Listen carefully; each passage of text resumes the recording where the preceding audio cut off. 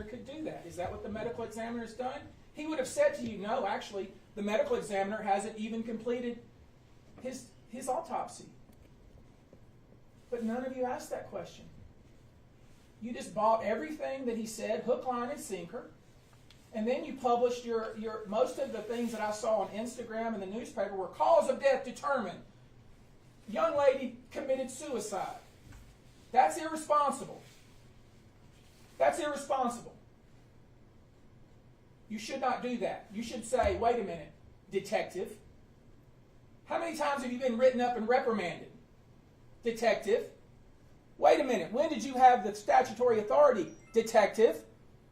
To determine cause of death? Detective. That's your job. Now it's my job.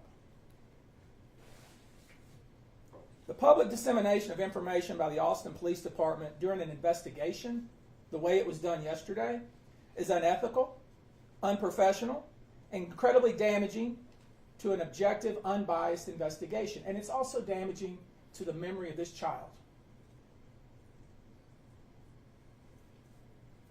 All this family is asking for is a thorough, complete, unbiased, open-minded investigation.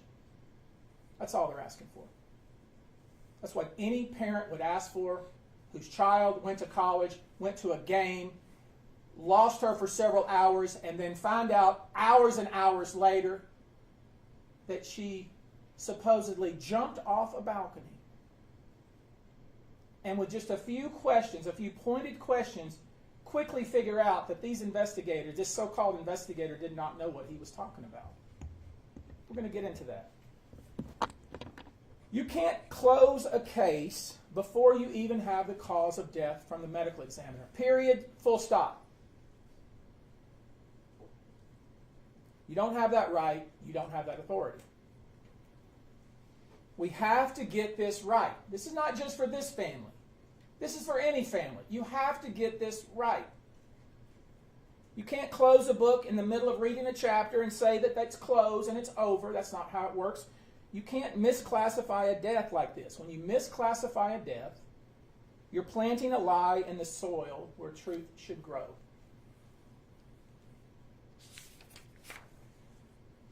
And as I said, to her credit, Stephanie Rodriguez was very close to her daughter, very close. Talked to her daily. Knew everything that she was up to, everything that she was doing. The very first interaction she had with the detective from the Austin Police Department, he told her, your daughter committed suicide. The very first reaction, the very first interaction. At that point, he hadn't talked to one witness. He hadn't seen her phone. He hadn't done anything. That's sloppy and irresponsible. He claimed she made suicidal comments. He told us in the Zoom call she made suicidal comments. You know what he was talking about? The other day, when I was talking to a friend the other day, I said, man, you're going to make me jump off a bridge. That's what he's talking about. Silliness like that. He later claimed she was making those kinds of statements on the day or the night that she died. If that's the case, why did her friends leave her out on the balcony by herself? If that's true. This is not true. None of the things that we've been told by the Austin Police Department are consistent with the actual facts that we've learned. The detective was talking about suicide before he was ever given her phone. Then he gets into her phone and he sees an essay that she wrote and he calls it a suicide note. She took creative writing the semester before. Now, I don't know what the purpose of that. We'll never know what the purpose of what she wrote and deleted. But this is the suggestion was that she left a, quote, suicide note. Total malarkey. Total malarkey. It was something she wrote on the 25th. She talked to her mother on the 25th. She was with her boyfriend on the night of the 25th. She was talking to her mother every single day after that. We see pictures of her smiling. We see pictures of her having fun. We see pictures of her partying. Total baloney, what they're trying to sell to you. And why? Am I suggesting that there's some kind of conspiracy? No, I'm suggesting they're lazy and they're incompetent. Just so I'm clear, I'm not suggesting any sort of conspiracy that there's some kind of somebody in power that wants this to go. No, I'm not suggesting that. I'm suggesting that there's incompetence and laziness on the part of the detective. That's what I'm suggesting.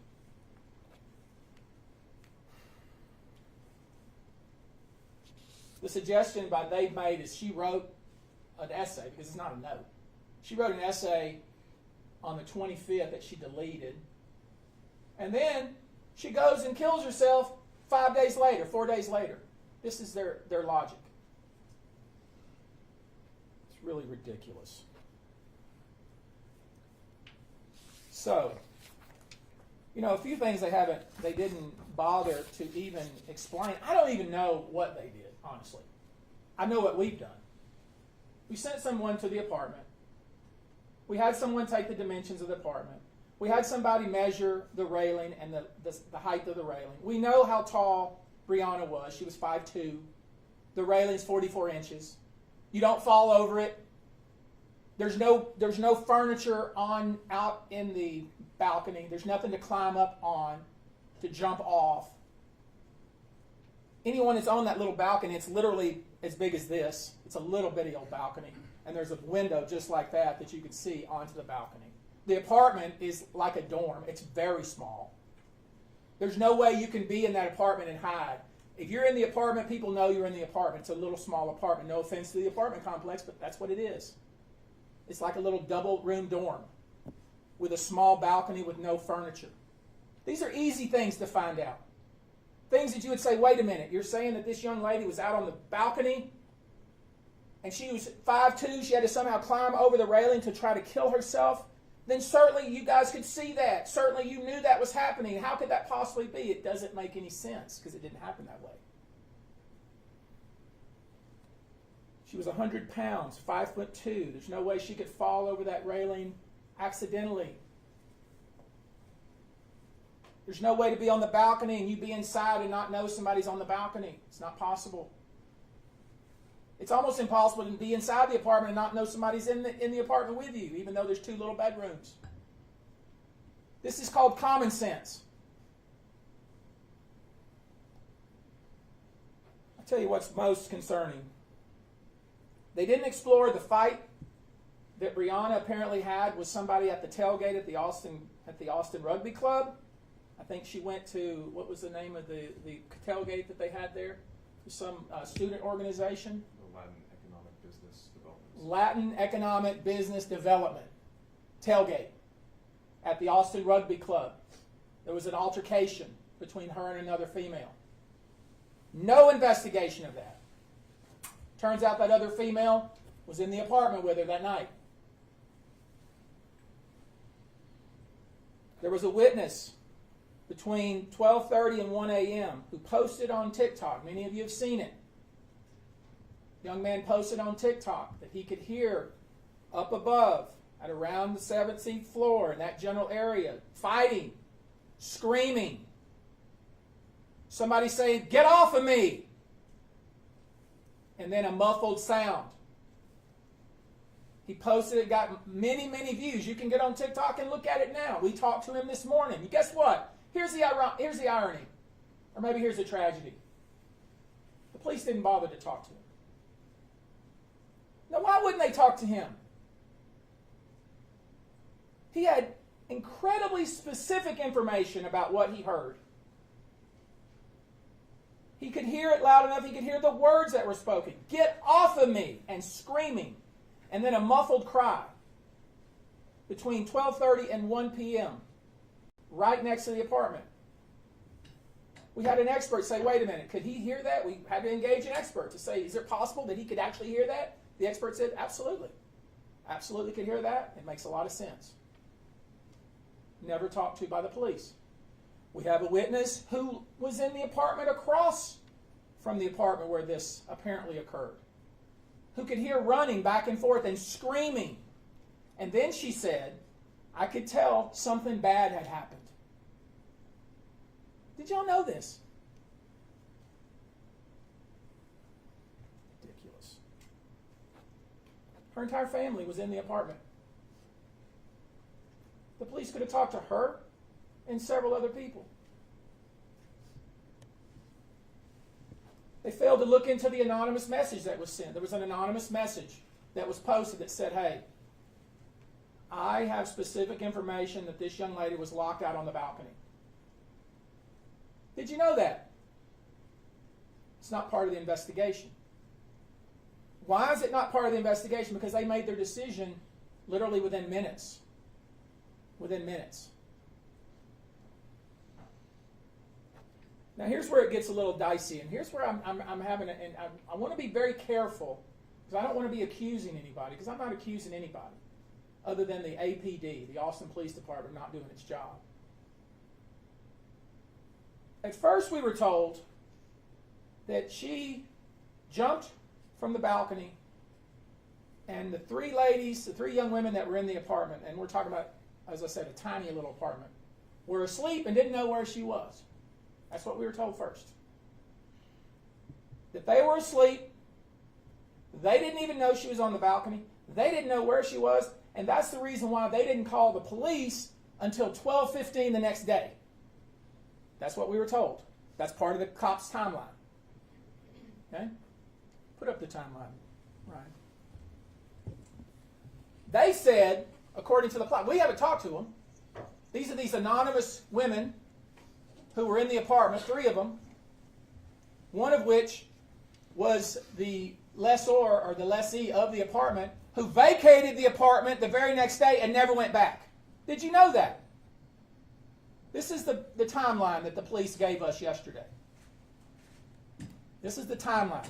And if you can't look at that timeline in 1 second, point out the problem of that timeline, then you're not doing your job. We'll get to it. So at first we're told that the three women didn't know where she was and they were asleep. That's what we were told. And that they didn't know where she was, and they were looking for her, and they were texting her mom, and it wasn't, and they decided about 12:14 the next day, 6 hours later almost, that they decided at that point they couldn't find her, so they were going to call the police. This is what we were told by the Austin Police Department.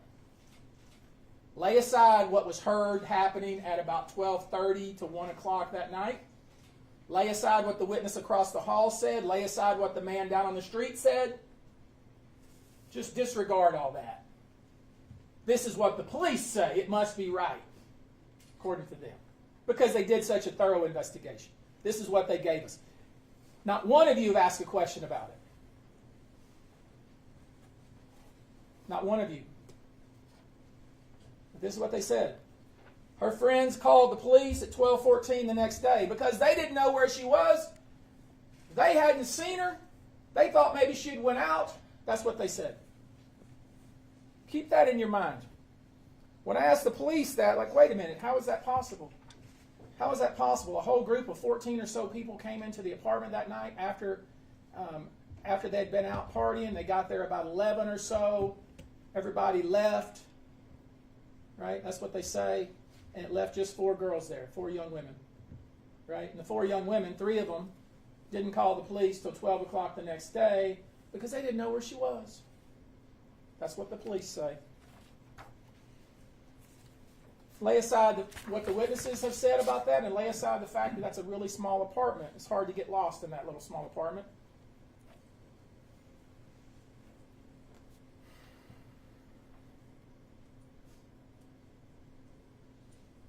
I want you to look very carefully. The first entry on the timeline. According to the police, let me walk over there.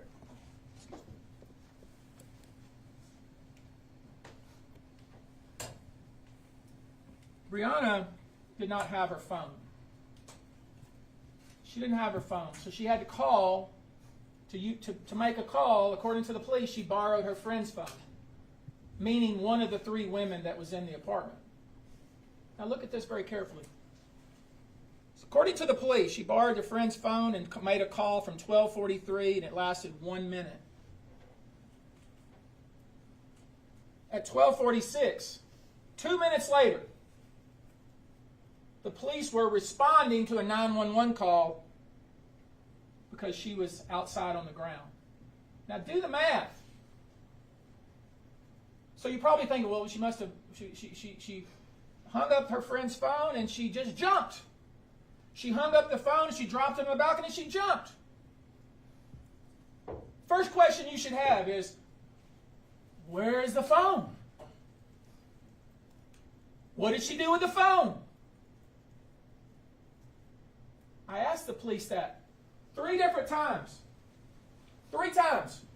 They sidestepped me every time until this morning. They sidestepped me because they hadn't thought about it, because they rushed to judgment. They finally answered the question this morning. And you know what they said to me this morning? And they said it, and they didn't even realize what they were telling me because they're so sloppy.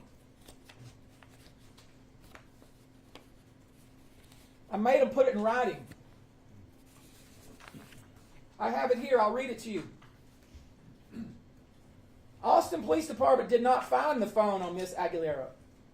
Miss Aguilera returned the phone to its owner before she was seen going onto the balcony. Now, how is that possible? That is 180 degrees different than what you told us previous. That is absolutely contrary to what you told us previous. Previous, you said the 3 women were asleep. You said they didn't know where she went. But then when I asked the one question over and over, and you had to answer it, then all of a sudden we realized, if she did in fact use her friend's phone, like they claim, if she did in fact use it for 1 minute and was found already 2 minutes later by a passerby and the police were already responding to a 911 call, think about that, what the ramifications of that are. That whoever phone she was using was standing right next to her as she went over the balcony, if she went over the balcony. Now you're saying to yourselves, well shoot, there's got to be a reasonable explanation. We should talk to the witnesses. We should investigate. We should figure this out. That's what we're saying. Now you're getting it. You sat there, and with all due respect, you all, I watched it, you all sat there, and you had this corporal, whatever he is, lead detective, and Mrs. Rodriguez will tell you how he is and her interactions with him in just one moment. But you let him stand at a podium just like this and feed you total baloney. And all you had to do is say, wait a minute, detective, wait a minute. She borrowed somebody's phone. Where is that phone? Maybe she must have went over the railing with it. She had to give somebody. No, according to him, she returned it to its owner before she was seen walking back out to the balcony. Absolutely impossible. Very suspicious. We have a problem.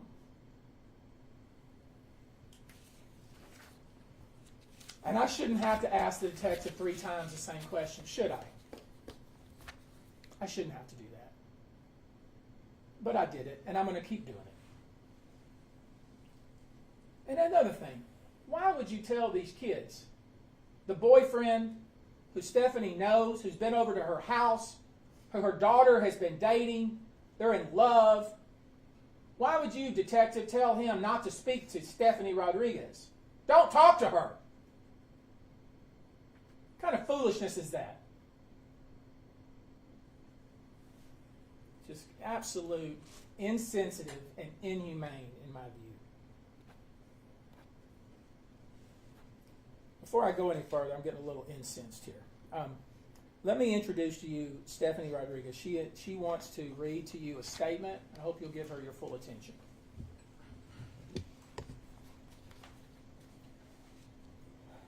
Hello, my name is Stephanie Rodriguez, and I'm the mother of Brianna Aguilera. Brianna was a driven, disciplined, and caring person.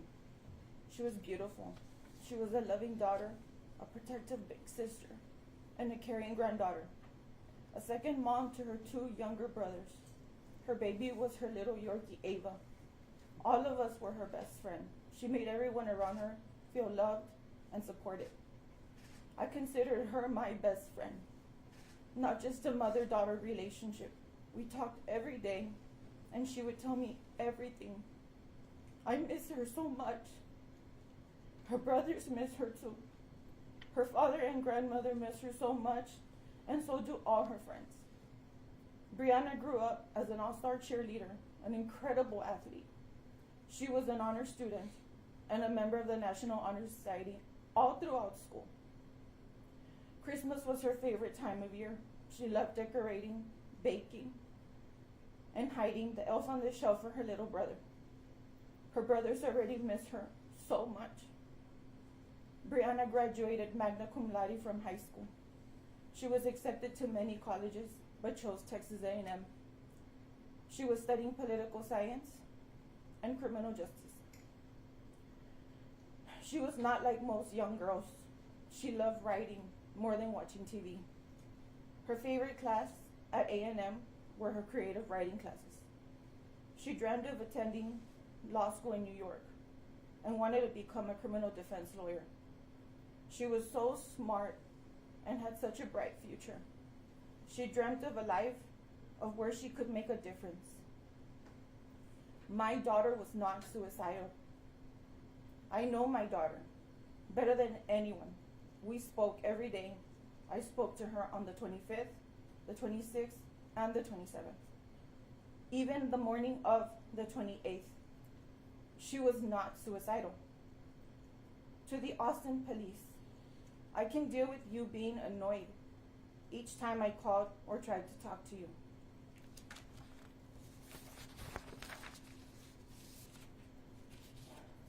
I can deal with how arrogantly you talked down to us each time we talked. I can deal with you telling my daughter's friends not to talk to me like I am some sort of criminal. But I cannot deal with you doing a news conference and saying false things about my child without a thorough investigation. I cannot deal with you jumping to conclusions and not performing an actual investigation. I cannot deal with your failure to do your job.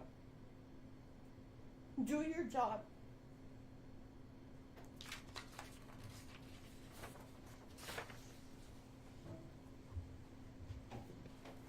The police, as much as I've always been a supporter of the police, with all due respect to them, do not determine cause of death. That's not their job. Their job, that job, is specifically reserved for the medical examiner's office. There is no medical examiner in the county, then it's the JP in the county. In Austin, it's the job of the medical examiner to determine cause of death, not Detective Robert Marshall.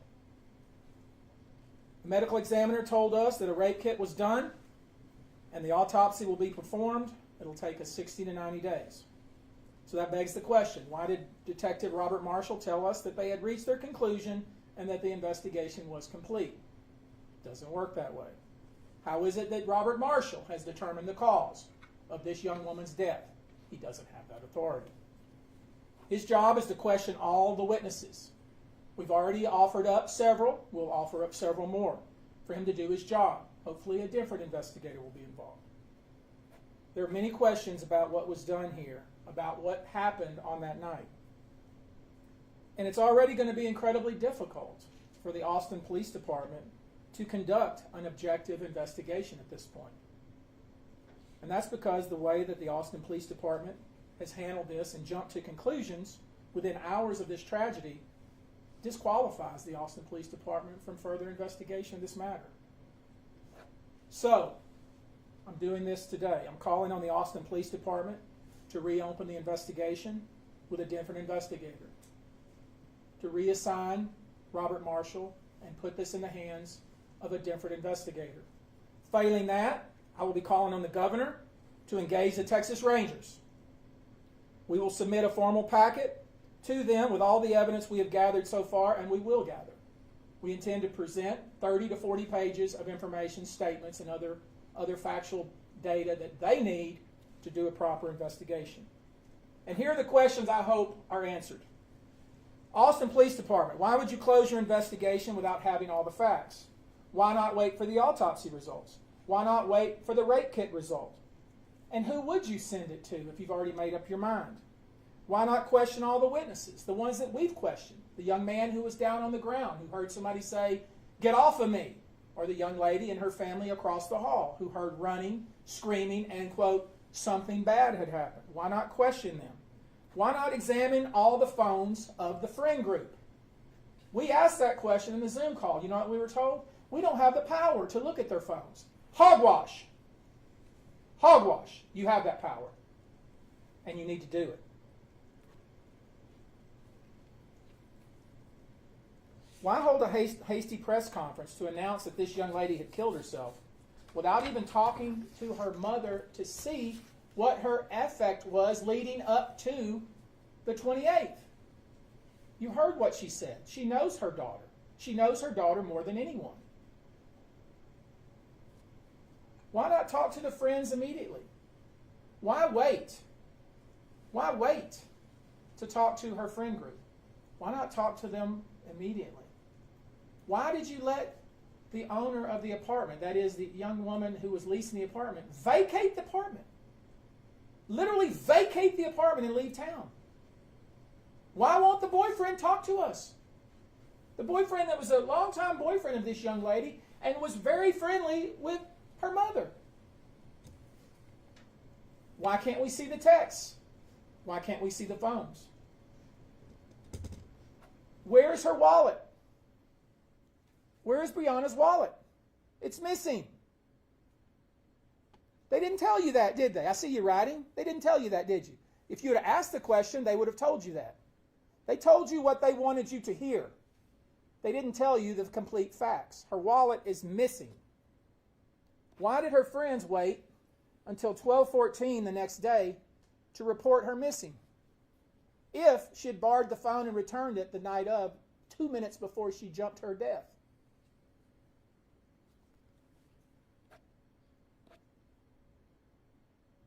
Why didn't they examine the balcony? Why didn't they examine the railing? Why didn't they see if there was some sort of table there, a chair there that somebody who's 5'2" would have to step on to get over the railing? Why didn't they look for scuff marks? Why didn't they do anything?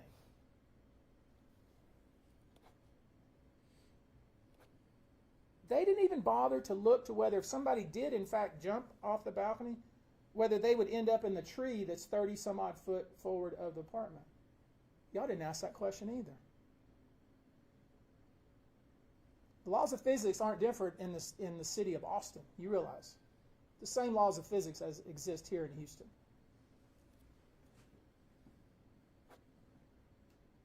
If, when the phone call came in at 12:46 and the officers responded to the 911 call, if it was so obvious that this young woman had fallen to her death, why was it till 6 o'clock, 5 hours later, that they ever went into the apartment complex? If it was so obvious that that's how she had died. These are the questions you should be asking. At the press conference, you didn't ask any questions. You didn't ask any questions. You just lapped it up like it was cool water and you were very thirsty. Very disappointing to me. So, we have given you a lot of information. We're going to submit a packet. I'm going to call on the governor to... I don't expect, based on the conduct I saw from the police chief of Austin, her defensive manner that she approached the podium yesterday, I don't expect any relief from her. I don't expect she's going to say, King's X, oh, you're right, this was sloppy, it was not thorough, it was kind of embarrassing, we're going to get a different detective to start over. I don't expect that to happen. I expect what's going to happen is I'm going to send a formal letter to the governor asking for the Texas Rangers to be engaged. And I'm going to submit a detailed packet to the governor's office and ultimately to the Texas Rangers to actually do an investigation to figure out what actually happened, because we still don't know. Notice I haven't suggested to you what happened, because I don't know. I'm starting to get a sneaking suspicion. So I've given you a lot of information. So what is your headline? Your headline is this: there are serious and disturbing questions raised with regard to the Austin Police Department's handling of the investigation surrounding the death of Brianna Aguilera. The Texas Rangers have now been called to intervene. Thank you very much. Let's go. How long are you willing to give APD to reassign an investigator? That takes 2 minutes. That's what I expect. Let's go. Y'all move your camera, please.